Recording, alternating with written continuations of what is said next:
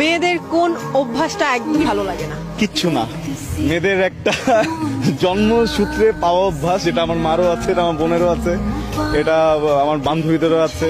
জীবনে প্রেম করেছিলাম, আমার ওই প্রেমিকারও ছিল। যদি জিজ্ঞেস করা হয় হঠাৎ করে চুপ করে থাকে, চুপ করে থাকে, কোনো কথা বলে না।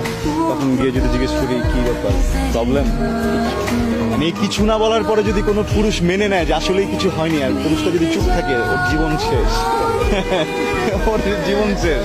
কখনো যদি কোনো মেয়ে, এটা আমার সকল পুরুষ ভাইদের জন্য বলছি, কখনো আপনার মা হতে পারে, বোন হতে পারে, স্ত্রী হতে পারে, প্রেমিকা হতে পারে, বান্ধবী হতে পারে, কখনো কোনো মেয়ে যদি দেখেন চুপ করে কোনো কর্নারে বসে আছে, মানে আপনি তাকে যদি জিজ্ঞেস করেন যে কি হয়েছে, সে যদি বলে কিছুই হয়নি, বিশ্বাস করবেন না।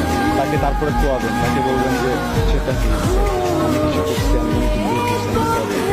এইভাবে মানে যদি ভুল নাও থাকে, একবার দুবার সরি বলবেন, দেখবেন ঠিক হয়ে যাবে, প্রশংসা করে দেবেন।